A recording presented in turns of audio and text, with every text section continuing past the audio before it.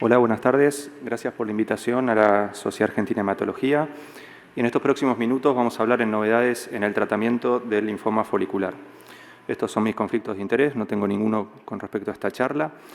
Y bueno, a modo de introducción, vamos a comenzar hablando de ciertas realidades del linfoma folicular. Sabemos que los pacientes con linfoma folicular van a vivir y van a vivir mucho, con una sobrevida global mayor al 80% a más de 8 años, aquellos que reciben. Entonces, aquellos pacientes que reciben inmunoquimioterapia en primera línea van a tener sobrevidas prolongadas. Sabemos que también indefectiblemente un gran número de pacientes van a recaer y a medida que estos pacientes recaen, esto va a tener un impacto negativo en la supervivencia libre de progresión y a medida que se van sucediendo las líneas de tratamiento, estos periodos libres de enfermedad van a ser más cortos. Y también sabemos que hay un grupo de pacientes a quienes todavía no podemos identificar de manera adecuada en la primera línea, que van a tener un pronóstico peor a pesar de los tratamientos que llevemos a cabo en primera línea, con una clara supervivencia global menor, con una menor supervivencia global para estos pacientes. Entonces, esto sería una propuesta, un algoritmo actual de tratamiento en linfoma folicular avanzado en primera línea de alta carga tumoral.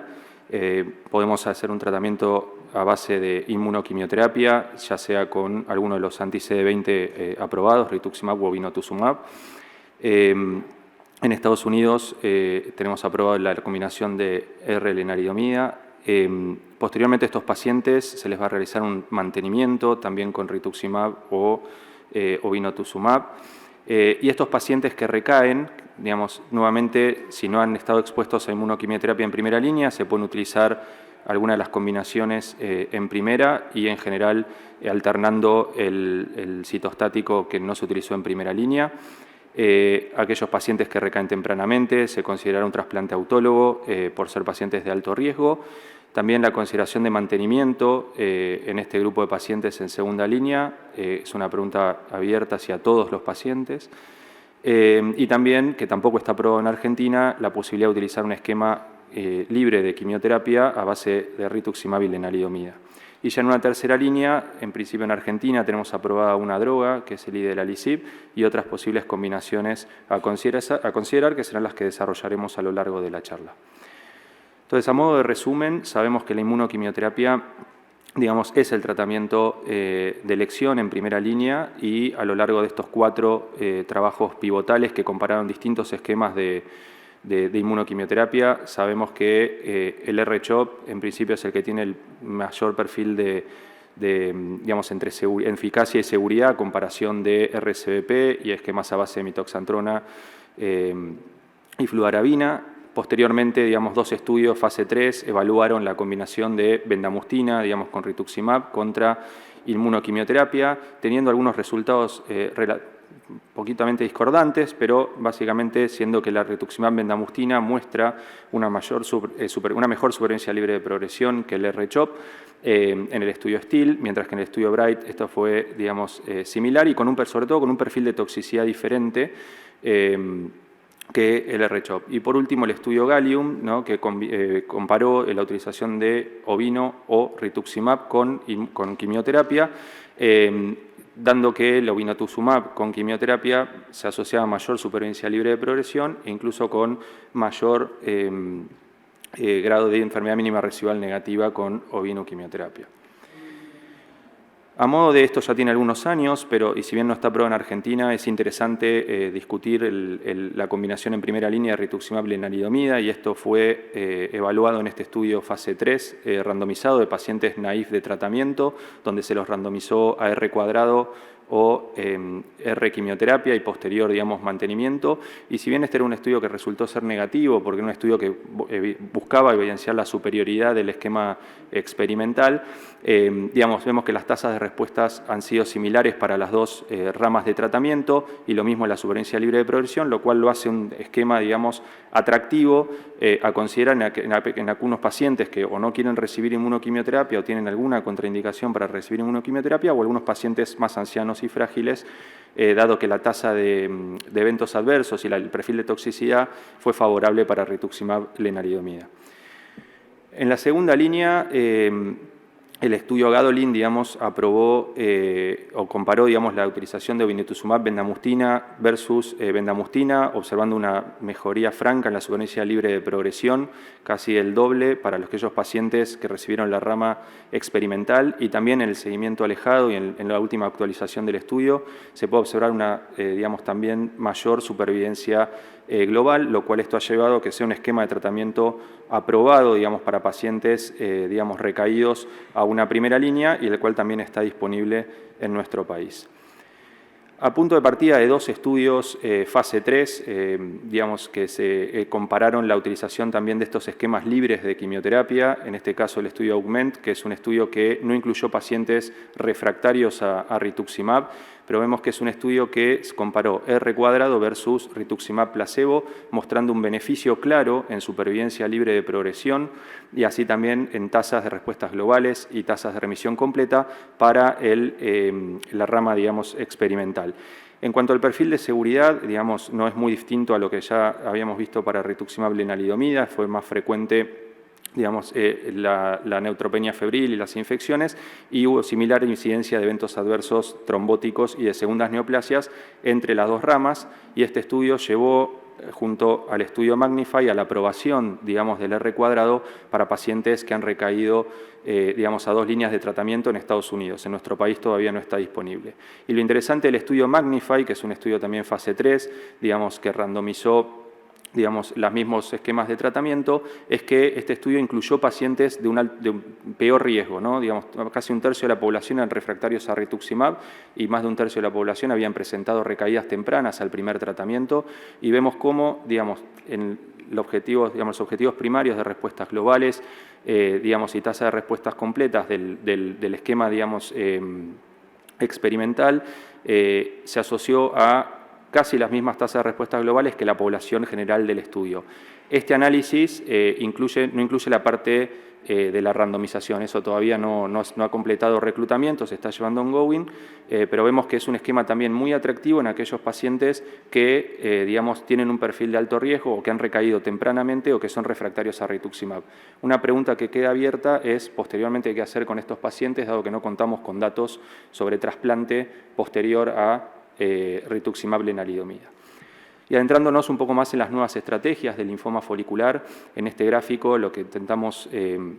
mostrar son las distintas líneas de investigación que se están llevando a cabo. Algunas ya han resultado en aprobación de algunos de estos digamos, compuestos para el tratamiento del linfoma folicular, y brevemente los vamos a ir discutiendo. En tercera línea, digamos, en el caso en Argentina tenemos una droga aprobada que es el idelalisib, que es el primer inhibidor de la PI3K que fue aprobado para el tratamiento de linfoma folicular recaído refractario, 2 líneas de tratamiento previas. En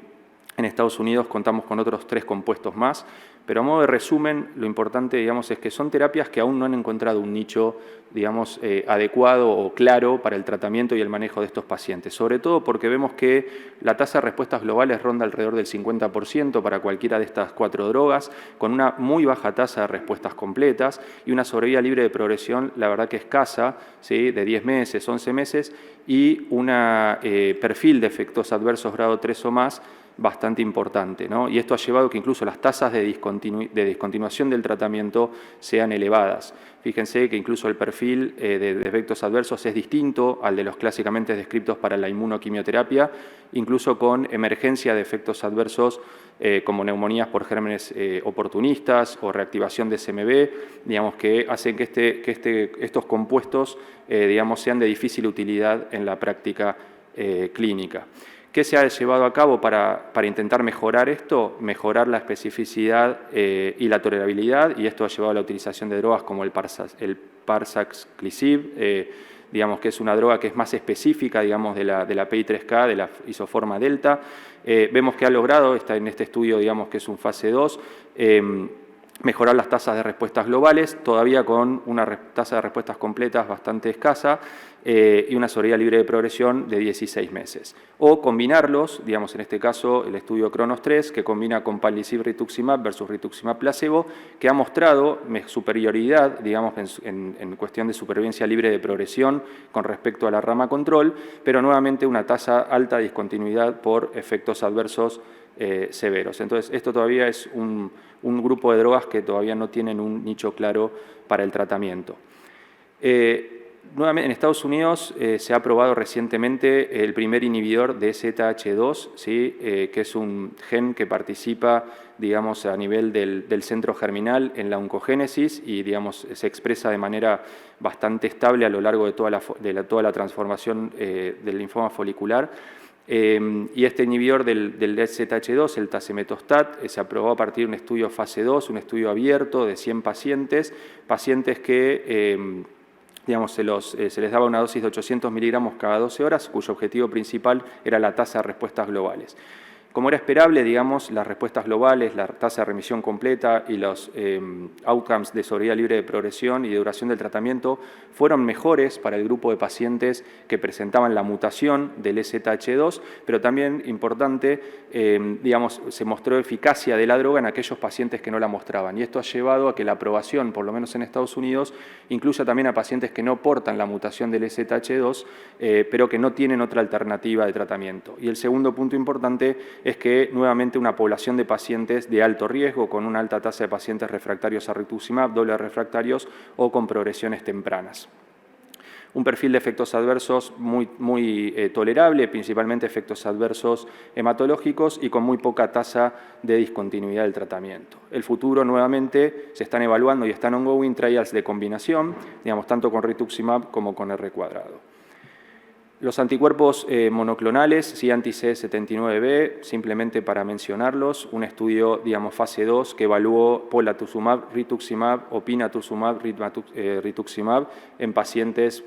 digamos, con linfoma folicular recaído refractario. Vemos que el N es muy pequeño como para tomar conclusiones, pero sí una alta tasa de respuestas completas. Pero en el caso del pinatumumab rituximab, también con una alta tasa de efectos adversos, sobre todo neuropatía periférica y neutropenia, que llevó a que en los estudios posteriores se considere sobre todo la combinación de POLA-R como para continuar el pipeline de investigación e incluso con una disminución de la dosis en investigación. Y el tafasitamab, un anti-CD19 que digamos, está aprobado para el linfoma difuso de células B grandes, pero hay un trial ongoing que lo evalúa en combinación de rituximab y lenalidomida para pacientes con linfomas indolentes. En el caso de las terapias celulares, tenemos dos trabajos que evaluaron la utilización de CAR T-cells para el linfoma folicular. El estudio SUMA-5, que es un fase 2, que llevó recientemente a la aprobación de Axi-cel para estos pacientes, y el estudio ELARA, que evaluó Tisa-cel. Ambos trabajos con un N de pacientes de alrededor de 100 pacientes nuevamente multitratados, tres líneas de tratamiento previas, con factores de mal pronóstico, recaídas tempranas y más del 50% de la población habían presentado POD24 y espectaculares resultados en cuanto a eficacia, ¿no? Tasas de respuestas globales de arriba del 80%, con altas tasas de remisión completa. Si bien el tiempo de seguimiento de ambos estudios es muy corto, vemos que el porcentaje de pacientes que continúan en respuesta es de arriba del 70% para ambos estudios, y sí de interés la seguridad. Sabemos que estos compuestos se asocian a efectos adversos neurológicos graves y a síndrome de liberación de citoquinas, pero vean que, digamos, si bien la incidencia de síndrome de liberación de citoquinas y de efectos adversos graves neurológicos, disculpen, fue elevada, cuando nos circunscribimos a aquellos pacientes que han tenido mayor a grado 3, este número no es tan alto. Para ir terminando, también hoy en día, digamos, está el estudio y la evaluación de los anticuerpos biespecíficos. Digamos, están en estudio 4 anticuerpos, nos vamos a solamente mencionar 2 que están en fases más avanzadas de estudio. El mosunetuzumab, que es un BiTE anti-CD20 y anti-CD3, que a partir, digamos, está en este estudio, en esta fase 1B de escalamiento de dosis, 60 pacientes con linfoma folicular recaído refractario de alto riesgo, y también a mencionar un pequeño número de pacientes habían sido ya expuestos a CAR T-cells. Y en cuanto a la eficacia, altas tasas de respuestas globales, con altas tasas de respuestas completas, y sobre todo lo más importante para mencionar es que, sobre todo en este grupo de pacientes, digamos, de alto riesgo, ¿no? Pacientes que han presentado POD24 o doble refractarios. medianas de duración de tratamiento, digamos, prolongadas, con una mediana de sobrevida libre de progresión prolongadas y, a diferencia de las CAR T-cells, con un perfil de incidencia de síndrome de liberación de citoquinas